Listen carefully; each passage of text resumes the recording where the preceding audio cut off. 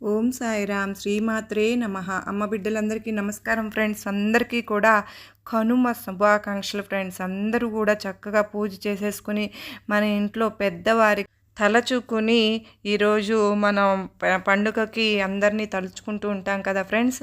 మరి ఈరోజు అందరూ కూడా ఎక్కడెక్కడి నుంచో ఊర్ల నుంచి వచ్చి చక్కగా సంతోషంగా ఈ పండుగ అంటూ మనం ఎంతో బాగా జరుపుకుంటూ ఉన్నాము.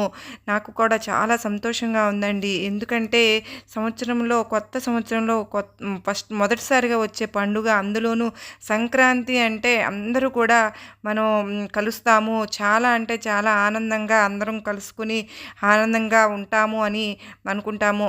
అయితే అమ్మవారిని ఈరోజు నేను కూడానండి అందరి తరపున కూడా ప్రేయర్స్ అయితే చేశాను ఫ్రెండ్స్. ఈరోజు అమ్మవారి సందేశం ఏంటి అంటే కనుక, బిడ్డ చూడగానే నువ్వు ఈ శివలింగాన్ని తాకమ్మా, నువ్వు కోరుకున్న వ్యక్తి పెద్ద శుభవార్త బిడ్డ ఈ వీడియో విన్న క్షణంలోనే నీ చెవున పడుతుందమ్మా. ఈ అదృష్టం వదిలితే జన్మలో నీకు మళ్ళీ దక్కదు అని చెప్పి ఏదో తెలియని సందేశాన్ని ఈరోజు అమ్మవారు మనకు అందించాలి అని అనుకుంటూ ఉన్నారు ఫ్రెండ్స్. మరి అమ్మవారు ఏ సందేశం అందించినా కూడా అది మన భవిష్యత్తుకు పునాది అని చెప్పి మనందరికీ తెలుసు కదండి ఆ విషయం. మరి ఎవరైతే అమ్మవారి మీద పూర్తి నమ్మకం ఉంటుందో వారందరూ కూడా ఈ వీడియోకి ఒక చిన్న లైక్ అయితే ఇచ్చి వీడియోని వినడం అయితే స్టార్ట్ చేయండి ఫ్రెండ్స్. కింద కామెంట్ సెక్షన్లో శ్రీమాత్రే నమః అని చెప్పి కామెంట్ చేయడం మాత్రం అస్సలు మర్చిపోవద్దండి. దానికంటే ముందు ఏంటి అంటే ఆ కామెంట్ అనేది మనం షేర్ చేయడం వల్ల మరికొంతమందికి మనం చక్కగా ఈ వీడియోని ఫార్వర్డ్ చేసి స్ఫూర్తిదాయకంగా ఉంటుంది, నాకు కూడా ఎంతో సపోర్ట్గా ఉంటుంది అని చెప్పి నేను మిమ్మల్ని ప్రతిసారి అడుగుతూ ఉంటాను. మరి ఈరోజు అమ్మవారు మనకు ఎటువంటి సమస్యలైనా సరే 100% పరిష్కారం చెప్తూ ఉన్నారు. అది ఏ సమస్యలైనా కావచ్చు, పెళ్లి సమస్యలైనా కానీ, సంతానం గురించి కానీ, ఎవరైనా మనకి ఇబ్బందులు పెడితే కనుక, పిల్లలు పెద్దల మాట వినుకోకుండా భార్యాభర్తలు కనుక ఏదైనా ఇబ్బందుల్లో ఉన్నా కూడా ప్రతి ఒక్కరికి కూడానండి చక్కని పరిష్కారం అనేది దొరుకుతుంది అక్క అని చెప్పి చాలామంది నా కామెంట్ సెక్షన్లో చెప్తూ ఉన్నారు ఫ్రెండ్స్. మరి మీరు కూడా కొంతమందికి షేర్ చేయడం వల్ల వారికి కూడా ఒక మంచి మార్గం దొరికిని వాళ్ళు కూడా సంతోషిస్తారు కదా ఫ్రెండ్స్. మరి మీరు అలా చేస్తారని ఈరోజు దుర్గా అమ్మవారి తరపున మిమ్మల్ని నేను ఆశిస్తూ ఉన్నాను. అయితే అమ్మ మాటల్లో తెలుసుకోవడానికి మనం ఈరోజు తెలుసుకుందాం ఫ్రెండ్స్. సందేశం మాత్రం అమ్మవారి విషయానికి వస్తే మాత్రం, నువ్వు కోరుకున్న వ్యక్తి అమ్మ నేను ఎందుకు చెప్పాను ఒక పెద్ద శుభవార్త అని అంటే, నువ్వు ఇప్పుడే వినబోతున్నావమ్మా అని ఎందుకు అంటున్నాను అంటే, బిడ్డ ఈ వీడియో పూర్తయ్యే లోపు నీ చెవున పడుతుంది అని చెప్పి ఎందుకు చెప్పాను, నువ్వు పూర్తిగా చివరి వరకు కూడా చూస్తేనే కదా నీకు ఏదైతే శుభవార్త నీకోసం ఈరోజు నేను చెప్పాలి అని కోరుకుంటున్నాను. ఆ శుభవార్త అనేది నీ చెవిన పడి తీరుతుంది తల్లి. ఎన్నో రకాల సమస్యలు, జీవితం అంటే ఒక ప్రశ్నార్థకం అని చెప్పి ఇప్పటికి నీకు అర్థమైంది కదా తల్లి. అయితే బిడ్డ నీ యొక్క జీవితం మొదలైనది ఎలాగో కూడా నీకు తెలియదు కూడా. ఎందుకంటే నీ జీవితం పూర్తిగా తెలుసుకునే లోపే అంతా కూడా ముగిసిపోయింది అని చెప్పి ఇదే బాధలో నువ్వు జీవితాన్ని ముందుకు నెట్టుకొని వెళ్తూ ఉన్నావు. అయితే నువ్వు అనుకున్నది నిజమేనా కాక ఆ భ్రమలో పడి నువ్వు బ్రతుకుతున్నావా అన్న విషయానికి వస్తే మాత్రం ఖచ్చితంగా నువ్వు భ్రమలో పడే బ్రతుకుతున్నావు తల్లి. ఎందుకో చెప్పనా, నువ్వు కోరుకున్న జీవితం అనేది నీకు దక్కలేదు అని చెప్పి ఈ ఉన్న జీవితాన్ని నిర్లక్ష్యం చేస్తున్నావమ్మా. నువ్వు ఒక సామెత వినే ఉంటావు కదా బిడ్డా, పూలిని చూసి నక్క వాతలు పెట్టుకుందట. ఆ మాట నువ్వు ఎందుకు అంటున్నాను తెలుసా అంటే, భూమి మీదకి వచ్చిన అందరూ కూడా ఒకే రకమైనటువంటి జీవితాన్ని అనుభవించరు కదా, అందరూ కూడా ఒకే రూపంలో ఉండలేరు కదా బిడ్డ. అలాగే ప్రతి మనిషికి కూడా వారి యొక్క కర్మానుసారం కొన్ని బాధలు అనేవి పడవలసి వస్తుంది, కొన్ని కష్టాలు భరించవలసి వస్తుంది. అదేవిధంగా కొన్ని కర్మల కారణంగా మరొకరు సంతోషంలో మునిగి తేలుతూ ఉంటారు. అటువంటప్పుడు కష్టాలు పడేవారు ఆనందాలు అనుభవించే వారిని చూసి, అయ్యో మేము ఎందుకు ఇంత సుఖంగా సంతోషంగా ఉండలేము అని చెప్పి అనుకుని బరువుని బాధని రెట్టింపు చేసుకుంటూ ఉంటున్నారు. కాకపోతే పైకి కనిపించేదంతా కూడా, కంటికి కనిపించేదంతా కూడా నిజం కాకపోవచ్చు కదా తల్లి. కనుకనే ఎవరి జీవితంలో వారు ఆనందంగా ఉండడం నేర్చుకోవాలి. ప్రతి ఒక్కరి జీవితము కూడా చాలా అమూల్యమైనది అని చెప్పి తెలుసుకోవాలి తల్లి. ఏది ఏమైనప్పటికీ కూడా నీ యొక్క భవిష్యత్తులో నువ్వు కోరుకున్న వ్యక్తి గురించి కొంత బాధలనైతే అనుభవిస్తూ ఉన్నావు. అది జీవితం అనేది సంతోషంగా ఉంటుంది అని ఆశపడి పెళ్లి చేసుకున్నావు. కానీ అతను నీతో ఉండే ప్రవర్తనను బట్టి అనవసరంగా చేసుకున్నానేమో అని చెప్పి ఇప్పుడు బాధని నువ్వు అనుభవిస్తూ ఉన్నావు బిడ్డ. అనవసరంగా చేసుకున్నానేమో అని చెప్పి బాధని అనుభవించవలసిన అవసరం లేదమ్మా. ఎందుకంటే ఇది విధివ్రాత కనుక ఎవరికి ఎవరితో మాంగళ్య బంధం ఏర్పడాలి అని చెప్పి రాసి ఉంటుందో అదే జరుగుతుంది. ఇక్కడ ఎవ్వరు కూడా ఒకరి నుంచి మరొకరు తప్పించుకోలేరు తల్లి. కనుకనే అతనితో నీకు రాసి పెట్టి ఉంది. కనుకనే ఇప్పుడు నీకు వివాహం జరిగింది బిడ్డ. ఏది ఏమైనప్పటికీ కూడా నీ యొక్క జాతకం అనేది ఖచ్చితంగా అదృష్టదాయకంగానే ఉంది. అయితే ఇప్పుడు నువ్వు చేయవలసింది అంతా కూడా నమ్మకం పెంచుకోవడం. పచ్చకామెళ్ళు వ్యక్తికి లోకమంతా పచ్చగానే కనిపిస్తుంది. బాధలో నిండిపోయిన నీ మనసుకు ఏ పనిలోకి వెళ్ళినా కూడా, ఎక్కడ కూర్చున్నా కూడా బాధలే కనిపిస్తూ ఉంటాయి. ఇక ఊరట కల్పించే అంత స్థానాన్ని నువ్వు నీ మనసుకు ఇవ్వడం లేదు కదా తల్లి. కనుకనే నమ్మకాన్ని మొదట నీ మనసులో ఏర్పరచుకోవాలి. నాకున్న కష్టాలు అనేవి పూర్తిగా తొలగిపోతాయి, నా జీవితం ఖచ్చితంగా ఆనందదాయకంగా మారుతుంది, నేను కోరుకున్నవన్నీ కూడా నాకు జరిగి తీరుతాయి అని ఒక ఓదార్పును నీకు నువ్వే చెప్పుకోవాలి బిడ్డ. ఇది సరదాగా నేనేమీ చెప్పడం లేదమ్మా. నువ్వు కోరుకున్న వ్యక్తి గురించి, నువ్వు ఆశపడుతున్న మార్పులు, ముఖ్యంగా నువ్వు కోరుకున్న మార్పులు ఈ కొత్త సంవత్సరంలో అడుగు పెట్టబోతూ ఉన్నాయి బిడ్డ. నువ్వు చాలా అంటే చాలా అదృష్టవంతురాలివి. నీది చాలా సున్నితమైన మనసు. చిన్నదానికి కూడా ఎక్కువగా ఆలోచించుకుంటూ ఉంటావు. ప్రతిదానికి కూడా ఎక్కువగా భయపడిపోతూ ఉంటావు. ఎవరితో ఎలా మాట్లాడాలో తెలియక ఒంటరిగా కూర్చుని నువ్వు ఆలోచించుకుంటూ ఉంటున్నావు. నాకు తెలుసు, ఎవ్వరూ కూడా నాకు లేరు, నాకు ఏమీ తెలియదు అనే ఒంటరితనాన్ని అనుభవిస్తూ ఉన్నావు బిడ్డ. నీకు తెలియని విషయం ఏమిటి అంటే గనుక, నీకు అన్నీ తెలుసు. నువ్వు కోరుకున్న వ్యక్తిలో నువ్వు ఎలా ఉంటే మార్పు వస్తుందో కూడా నీకు బాగా తెలుసు. నువ్వు ఏం చేస్తే అతను సంతోషంగా ఉంటాడు అని కూడా నీకు బాగా తెలుసు. నువ్వు అతనితో ఎలా ప్రవర్తిస్తే అతనికి ఇష్టదాయకంగా ఉంటుందో కూడా నీకు తెలుసు. కానీ అతను నీకు నచ్చినట్లుగా ఉండడం లేదనే కారణం చేత నువ్వు అతనికి నచ్చినట్లుగా ఉండడం లేదు బిడ్డా. ఎప్పుడైనా కానీ ఒక బంధం నిలబడాలి అన్నా కూడా ముందుగా ఒకరిపై ఒకరికి పూర్తి నమ్మకం ఉండాలమ్మా. ఒకరు కోపంతో ఆవేశంతో ఊగిపోతూ ఉన్నప్పుడు మరొకరు కొంచెం శాంతంగా ఉండి ఆలోచించడం మొదలు పెడితే గనక, ఆ కోపాన్ని ఎలా తగ్గించుకోవాలి అని చెప్పి నువ్వు ఆలోచిస్తే గనక, ఇక్కడ చిన్న చిన్న ఈగోలుకు దారి తీయకుండా చేతులారా పన్నెంటి కాపురాన్ని నాశనం చేసుకోకుండా ఉండాలి. ఎందుకంటే నువ్వు తగ్గడం వల్ల అతని యొక్క ప్రవర్తనలో ఎటువంటి మార్పు రాదేమో అని నువ్వు అనుకుంటున్నావు. కాకపోతే నువ్వు తగ్గడం వల్ల ఒకసారి అతని ప్రవర్తనలో మార్పు రాకపోయినా సరే మరొకసారి ఖచ్చితంగా ఆ మార్పు వచ్చి తీరుతుంది తల్లి. బిడ్డ, తగ్గడం ఏమీ నీకు చిన్నతనం కాదు. ఇది నీ కాపురము, నీ సంసారము, నీ బంధము, నీ జీవితం. ఇది 4 గోడల మధ్య ఉన్నంత వరకు మాత్రమే నలుగురిలో నువ్వు విలువగా నిలబడతావు. ఎప్పుడైతే రోడ్డుకు ఎక్కుతావో విలువ ఇచ్చేవారు కూడా నిన్ను అలుసుగా చూస్తారు. ఇది వారి తప్పు కాదు. అంతటి దిక్కుమాలిన స్థాయికి దిగజార్చి నిన్ను ఎతుకుతారు. నీకు కోపం ఆవేశం వచ్చినప్పుడు అతను కూడా నీతో తగ్గి ప్రవర్తించడంలో ఎటువంటి తప్పు లేదు. కానీ ఇలా ఒకరికొకరు అర్థం చేసుకుంటూ ప్రవర్తించే వాళ్ళు చాలా తక్కువ మంది ఉంటారు. మరి కొంతమంది నువ్వెంత అంటే నువ్వెంత అని ఒకటికి మాటకు మాట పెంచుకుంటూ ఒకరికొకరు దూషించుకుంటూ పోయే వారి కాపురాలు ఎక్కువ కాలం సంతోషంగా ఉండవు తల్లి. వాళ్ళు సంతోషంగా ఉండలేరు బిడ్డ. పైకి జనం ఎదురుగా 4 గోళ్ల మధ్య భార్యాభర్తల్లా ఉంటారు, కానీ ఒకరికొకరు సంతోషంగా సంబంధాలు హార్ట్ఫుల్గా ఉండవమ్మా. అలా జరుగుతూ ఉంటే ఎంతవరకు సంతోషంగా ఉంటారు చెప్పు?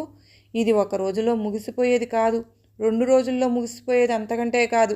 ఇది నిండు నూరేళ్ల జీవితం తల్లి.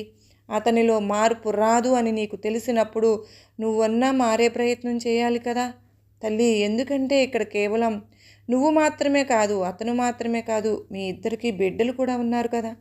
వారి భవిష్యత్తు కూడా నలుగురిలో విలువగా ఉండాలి కదా. అది నువ్వు తెలుసుకోవాలి. కనుక నీకు మాత్రమే చెప్తున్నాను. నీకు గుడ్ న్యూస్ ఏమిటి అంటే, నువ్వు ఏదైతే మంచి మార్పు రావాలి అని అనుకుంటున్నావో ఆ మార్పు అనేది నీకు రాబోతుంది. సంతోషంగా నువ్వు ఈ గుడ్ న్యూస్ని ఆనందంగా అనుభవించు. వినడానికి చిన్న మార్పే అయినా కానీ నీ జీవితంలో అద్భుతాలనే చూస్తావు. చిన్న చిన్న సంతోషాలు అనేవి నీకు ప్రతిరోజు వస్తూనే ఉంటాయి. అనవసరమైన ఆలోచనలు మనసులో పెట్టుకొని ఆరోగ్యం పాడు చేసుకోకు. కళ్ళు తుడుచుకో ముందు. ఏది జరిగినా ఏమి జరిగినా అది నీ మంచికే అని చెప్పి ప్రతి విషయాన్ని కూడా నువ్వు పాజిటివ్గా ఆలోచించడం మొదలుపెట్టు. అలా ఆలోచిస్తే నీ మనసు అనేది ఎంత దూది పింజిలా అవుతుందో. పెదవుల మీద అసలు నవ్వు అనేది చెరవనివ్వవద్దు. జీవితంలో అడుగులు పడుతూ ఉంటాయి. కోరుకున్నప్పుడల్లా సంతోషం అనేది తలుపు తట్టదు. వచ్చినప్పుడే దాన్ని మనం ఆహ్వానించాలి, చేజిక్కించుకోవాలి. ఇప్పటి వరకు నువ్వు ఎన్నోసార్లు అలా దూరం చేసుకున్నావు. ఇప్పటికైనా కానీ అది నువ్వు అవకాశాన్ని దూరం చేసుకోకు బిడ్డ. నేను ఆశించిన మార్పు నీలో మొదలవ్వాలి ఈ రోజు నుంచి. అది కూడా ఈ కొత్త సంవత్సరంలో మొదటిసారిగా వచ్చే సంక్రాంతి పండుగ ఈ పర్వదినాలలో నీకు మంచి మేలు జరుగుతుంది. నీకు ఎప్పుడు కూడా అన్యాయం జరగనివ్వను. అనేవి కష్టాలు అనేవి వస్తూ పోతూ ఉంటాయమ్మా. రోజులు ఎప్పుడు ఒకేలా ఉండవు. కష్టాలు ఉండవు, అలా అని సుఖాలు ఉండవు. అంతా నీ జీవితం అని నీ చేతుల్లోనే ఉంది. దానిని ఎలాగైనా కానీ అందంగా నువ్వు మార్చుకోవాలి అన్న ఆశ నీలోనే ఉంది కదా. మరి ఇక ఆలస్యం దేనికి చెప్పు?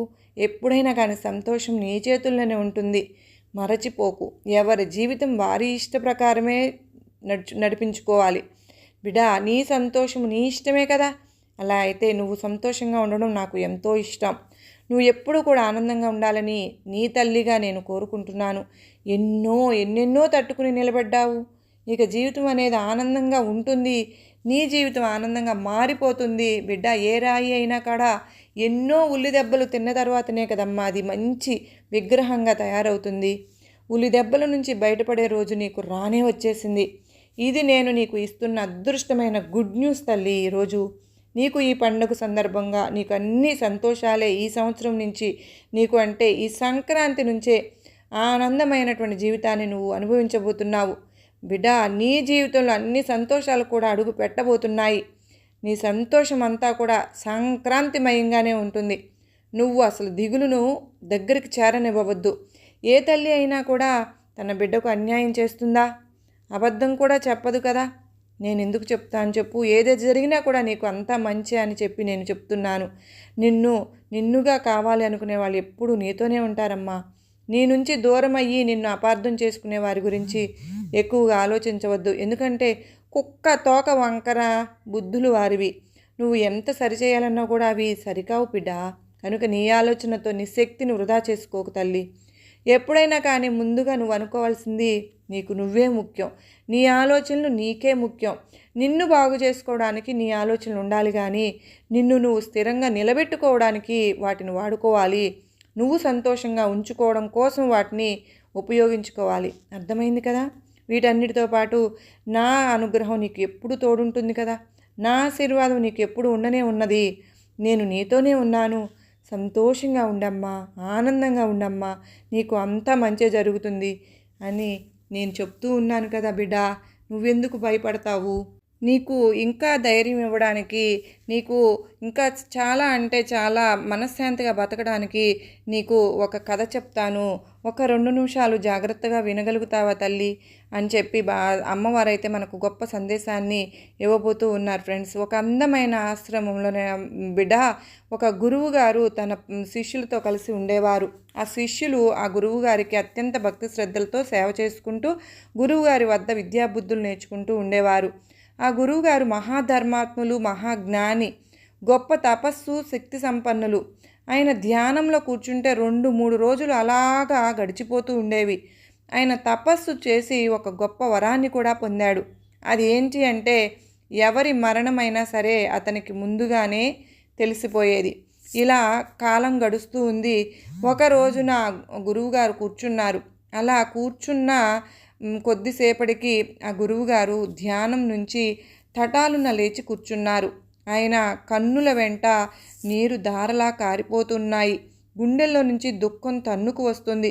ఎందుకు అంటే తాను ధ్యానంలో ఉన్నప్పుడు తన ప్రియ శిష్యుడు వచ్చే 8వ రోజున మరణిస్తాడు అని తన దివ్య దృష్టి ద్వారా తెలుసుకున్నాడు. అందువల్ల అంతగా ఆ గురువు తన శిష్యుడిని ఎలా కాపాడుకోవాలో, తనకు ఈ విషయం ఎలా చెప్పాలో ఆయనకు అర్థం కావడం లేదు. చివరకు తన శిష్యునికి తన మరణం గురించి చెప్పకపోవడమే మంచిది అని చెప్పి అనుకున్నాడు. వెంటనే ఆ గురువుగారు తన ప్రియ శిష్యునికి పిలిచి, నాయనా, నువ్వు ఒక పనిని చేయాలి. నువ్వు వెంటనే మీ ఊరికి వెళ్ళి మీ తల్లిదండ్రుల వద్ద 8 రోజులు ఆనందంగా కాలం గడిపి 9వ రోజు సాయంత్రం వరకు నువ్వు ఇక్కడికి చేరుకోవాలి. నేను నీ కోసం ఎదురు చూస్తూ ఉంటాను. నువ్వు మాత్రం తప్పకుండా రావాలి అని చెప్పి అంటాడు ఆ గురువుగారు. అది విన్న ఆ శిష్యుడు చాలా ఆనందిస్తాడు. గురువుగారు, మీకు ధన్యవాదాలు. నాకు ఎంతో ఆనందంగా ఉంది. నాకు చాలా రోజుల తర్వాత నుండి తల్లిదండ్రులు చూడాలనే కోరిక ఉంది. ఇప్పుడు మీరే వెళ్ళమంటున్నారు. నేను తప్పకుండా వెళ్తాను. కానీ నేను వచ్చేంత వరకు మీరు ఆశ్రమంలోనే ఏ పని కూడా చేయకుండా నేను వచ్చిన తర్వాత మొత్తం పని నేనే చేస్తాను. అలాగే మీ ఆరోగ్యం కూడా జాగ్రత్తగా చూసుకోండి. మీరు చెప్పినట్టుగా 9వ రోజున నేను తప్పకుండా తిరిగి వస్తాను అని అన్నాడు ఆ శిష్యుడు. ఆ గురువుగారికి తెలుసు తన శిష్యుడు 8వ రోజున మరణిస్తాడు, మళ్ళీ తిరిగి రాడు అని తెలుసు. కానీ అప్పుడు ఆ గురువుగారు తన శిష్యుడిని గుండెలకు హత్తుకుని ఇలా అంటున్నారు, నాయనా, చాలా జాగ్రత్తగా వెళ్ళు. ఈ 8 రోజులు మాత్రం ఇక్కడి ఆలోచనలు మనసులో పెట్టుకోకుండా నీ తల్లిదండ్రులతో, నీ స్నేహితులతో ఆనందంగా కాలం గడుపు. 9వ రోజు మాత్రం నువ్వు తిరిగి రావాలి అంటూ అతనిని తన ఆశ్రమం నుండి పంపుతాడు. అలా ఆ శిష్యుడు ఆనందంగా వదిలి అడవులు, కొండలు దాటుకుంటూ తన ఇంటికి చేరుకుంటాడు. అలా ఇంటికి చేరుకున్న తన కొడుకును చూసి తల్లిదండ్రులు చాలా సంతోషిస్తారు. ఆనందిస్తూ బిడ్డను తనకు హక్కును చేర్చుకుంటారు. ఎంతకాలానికి వచ్చాడు నా బిడ్డ, పండగ రోజుకి వచ్చాడు అని చెప్పి తన ఇంటికి వచ్చుకున్నాడు అని తన కొడుకును చూసి తల్లిదండ్రులు ఎంతగానో పండగ వాతావరణం నెలకొంటుంది. ఇంకా అలా ఆ శిష్యుడు తన తల్లిదండ్రులతో, తన స్నేహితులతో ఆ 3 రోజులు కూడా ఎంతో ఆనందంగా ఈ సంక్రాంతి పండుగను జరుపుకుంటాడు. కాలం గడుస్తూ ఉంటుంది. ఆ శిష్యునికి మాత్రం మనసులో ఎక్కడో చిన్న బాధ. తన గురువు వృద్ధుడు తాను ఇంటికి వచ్చిన తర్వాత అక్కడ ఆశ్రమంలో గురువుగారు పనులు చేసుకోవడానికి ఎన్ని ఇబ్బందులు పడుతున్నారు అని తన మనసులో బాధపడుతూ ఉంటాడు. ఇలా 8 రోజులు కూడా సంక్రాంతికి లాగా గడిచిపోతాయి. 9వ రోజున ఆ గురువుగారు అత్యంత దుఃఖిస్తూ, బాధపడిపోతూ, ఏడుస్తూ, రోదిస్తూ ఆశ్రమం ముందు కూర్చుని ఉన్నారు. అయ్యో, నా ప్రియ శిష్యుడు ఇప్పటికే మరణించి ఉంటాడు కదా. అతని మరణం గురించి నాకు తెలిసినా నేను ఏమీ చేయలేకపోయాను కదా. ఒక మంచి శిష్యుడిని కోల్పోయాను. తెలిసి నాకు ఇష్టమైన నా శిష్యుడిని నేను కోల్పోయాను కదా అంటూ చాలా బాధపడిపోతాడు. ఆ గురువుగారికి ఎంత బాధ కలిగింది అంటే తనను తాను సముదాయించుకోలేక బాధపడిపోతూ ఉన్నారు. అలా ఏడ్చుకుంటూ ఉండగా ఒక ధ్వని వినపడుతుంది. ఎవరా అని చూస్తే ఎదురుగా తన ప్రియ శిష్యుడే వస్తూ ఉన్నాడు. గురువుగారు అంటూ వస్తూ ఉన్నాడు. అది చూసిన ఆ గురువుకు ఎక్కడా లేని ఆనందం కలిగింది. వెంటనే వెళ్ళి గుండెలకు హత్తుకుని, నాయనా, వచ్చేసావా? నీకేమీ ప్రమాదం కలగలేదు కదా అంటూ అడుగుతాడు. అప్పుడు ఆ శిష్యుడు, లేదు గురువుగారు, నేను చాలా ఆనందంగా వెళ్ళి అమ్మా నాన్నలతో ఈ సంక్రాంతి పండుగను జరుపుకుని నా స్నేహితులతో అందరితో కూడా ఆటపాటలతో గడిపి నేను గాలిపటాలవన్నీ ఎదురువేసి మీరు చెప్పినట్లు ఈరోజు తిరిగి వచ్చాను అని విన్న గురువుకు ఆశ్చర్యం కలుగుతుంది, ఒక చాలా సంతోషం కూడా కలుగుతుంది. ఇంకా లేడు అనుకున్న శిష్యుడు తన కళ్ళ ముందు కదిలేసరికి ఆ గురువుకి చెప్పలేని ఆనందంగా ఉంటుంది. ఇంకొక పక్క ఆశ్చర్యంగా ఉంటుంది. అదేంటి మరి నాకు దివ్య దృష్టిలో ఇంతని మరణం కనిపించింది కదా, ఇప్పుడు శిష్యుడు మాత్రం ప్రాణాలతోనే ఉన్నాడు, ఇది ఎలా సాధ్యం, మరణం ఎలా తప్పిందో తెలుసుకోవాలని అనుకుని తన శిష్యుడితో ఇలా అంటూ ఉన్నాడు, నాయనా నువ్వు ఆశ్రమం వెళ్ళినప్పటి నుంచి ఇప్పటి వరకు నువ్వు ఏమేమి చేశావో, నువ్వు ఇలా వెళ్ళేటప్పుడు ఏమైనా సంఘటనలు జరిగాయా, నాకు ప్రతి ఒక్క విషయాన్ని కూడా పూర్తిగా వివరించి చెప్పు అని అడుగుతాడు ఆ గురువుగారు. అప్పుడు ఆ శిష్యుడు, గురువుగారు నేను ఆశ్రమం నుండి బయలుదేరి తూర్పు దిశగా ఒక నది కాలువ గట్టుపై నడవడం మొదలుపెట్టాను. ఆ సమయంలో ఆ కాలువలో నీరు లేకపోవడం వల్ల నేను ఆ కాలువను దాటే ప్రయత్నం చేశాను. అప్పుడే ఒక నల్ల చీమల పెద్దగా వస్తున్న ఒక నల్ల చీమల గుంపు కూడా ఆ చిన్న కాలువను దాటే ప్రయత్నం చేస్తూ ఉన్నాయి. అదే సమయంలో ఆ ఎండిపోయిన కాలువ గుండా, ఆ నది గుండా ఒక చిన్న నీటి ధార ఆ కాలువ వైపు రావడం ప్రారంభించింది. మెల్లిగా వస్తుంది. అది గమనించి నేను ఆ నీటి ధార ఇటువైపుగా వస్తే ఆ చిన్న చీమలన్నీ కూడా మరణించేస్తాయి అని అనుకుని వెంటనే పరుగెత్తుకుంటూ వెళ్ళి ఆ నీటి ధారకు అడ్డుకట్ట వేసి ఆ నీరును పక్కదారికి మళ్లించాను. నేను అలా చేశాను, అందువల్ల ఆ నీటి ధార చీమలు ఉన్న వైపుకు రాలేదు, మరొక వైపుకు మళ్ళింది. దానితో ఆ చీమలన్నీ కూడా ప్రాణాలతో బయటపడ్డాయి. ఆ తర్వాత నేను కూడా అక్కడి నుండి వెళ్ళిపోయాను అంటూ చెప్పాడు.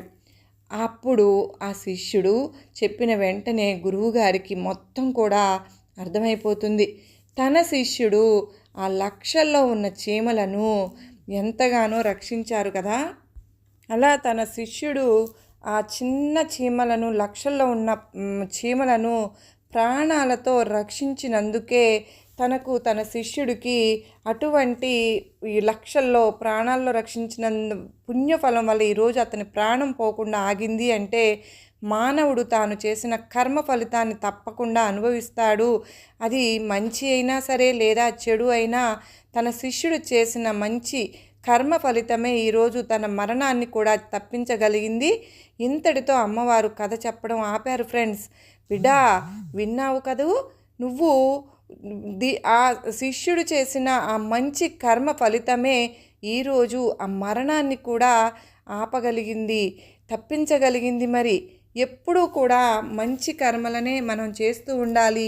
మంచి కర్మలు మానవుని ఆయుష్ను తప్పకుండా పెంచుతాయి.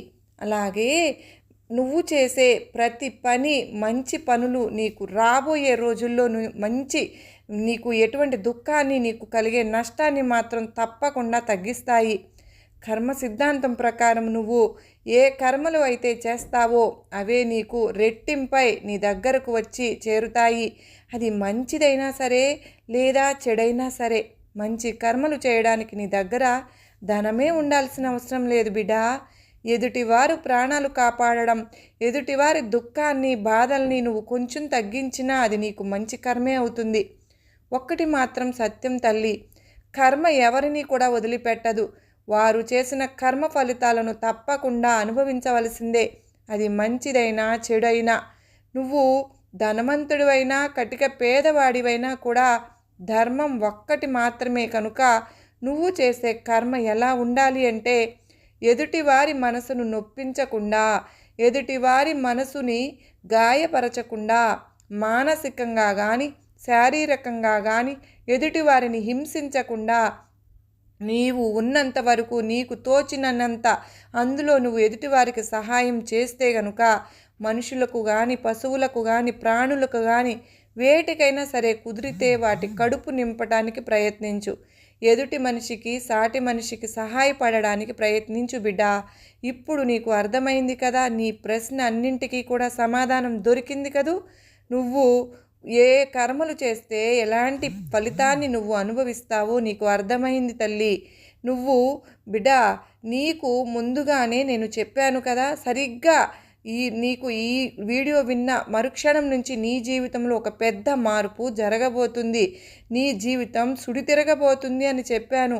బిడ్డా, ఇప్పుడు ఈ క్షణమే నేను చెప్పినట్టుగా నువ్వు చేయడానికి సిద్ధపడు. నిన్ను నువ్వు మార్చుకో. నీలో ఉన్న చిన్న చిన్న లోటుపాట్లను కూడా సరిదిద్దుకో. ఎదుటి వారికి సహాయపడడం ఈ రోజు నుంచే ప్రారంభించు. ఆకలితో ఉన్నవారికి, ఆకలితో ఉన్న పశువులకు, ఆకలితో ఉన్న పక్షులకు నీకు చేతనైనంత ఈ కనుమ రోజు పెట్టడానికి ఈ రోజు నుంచే నువ్వు ఆ పనిని ప్రారంభించు. నీకు ఉన్నంతలో దానం చేస్తూ ఉండు. ఎవరైనా కష్టంలో ఉన్నవారు అంటే ఆదుకో. ఆపదలో ఉన్నారు అంటే నీ చెయ్యిని వాళ్ళకు అందించు. తప్పకుండా నీకు ఇప్పటి నుంచి ప్రతిరోజు నిత్యం తప్పకుండా నువ్వు చేస్తూ వచ్చావు అంటే కనుక ఖచ్చితంగా నీ జీవితంలో పెద్ద మార్పు అన్నది జరగబోతుంది. అది పెద్ద శుభసూచకంగా కూడా మారిపోతుంది. మంచి రోజులు, మంచి గడియలు అన్నవి నీ జీవితంలో ప్రారంభమవుతాయి. నువ్వు ఇప్పుడు పడుతున్న బాధలు, కష్టాలు, కన్నీళ్లు ఏవైతే ఉన్నాయో అవి నీకు తగ్గడానికి ఈ రోజు నుంచి నీకు ఆ పని ఏదైతే ఉందో, ఈ సాహసం ఏదైతే ఉందో, ఈ రోజు నుంచి నువ్వు ఆ ప్రతిఫలాన్ని నువ్వు అనుభవిస్తూ ఉంటావు. ఖచ్చితంగా ఇది జరిగి తీరుతుంది తల్లి. ఈ బిడ్డ నీకు నీ తల్లి ఇస్తున్న సత్య ప్రమాణం ఇస్తున్నానమ్మా. కనకదుర్గమ్మ తల్లి ఈరోజు ఒక అత్యద్భుతమైన సందేశాన్ని అందిస్తున్నాను. నీకు నా ఆశీర్వాదములు ఇస్తున్నాను బిడ్డ అని అమ్మవారు మనకు గొప్ప అత్యద్భుతమైన సందేశాన్ని అందించారు కదా ఫ్రెండ్స్. మనం ఎప్పుడూ కూడా ఎదుటి వారిని దూషించకుండా, ఎదురు మాట్లాడకుండా, బిడ్డ మనకు ఎవరినైతే మనకు బంధాలను కుదిర్చారో వాళ్ళతో గనక మనం సఖ్యతగా సంతోషంగా ఉండగలిగితే ఈ కనుమ రోజు మన పెద్దల ఆశీర్వాద ఫలం కూడా మనకు ఉంటుందండి. మనం వారికి తర్పణాలు అవన్నీ ఏమీ కాదు, మనం సంతోషంనే వాళ్ళు కోరుకుంటారు. కనుక వాళ్ళను ఒక్కసారి స్మరించుకుని వాళ్ళ ఆశీస్సులు మనందరము కూడా ఈరోజు ఈ కనుమ రోజు మనందరము పొంది అమ్మవారి పెద్దల ఆశీస్సులు మనందరిపైన ఉండాలి అని మనస్ఫూర్తిగా గనక మనము కోరుకుంటూ ఈ రోజు నుంచి కూడా అమ్మ చెప్పిన బాటలో మనమందరము నడవాలని నేను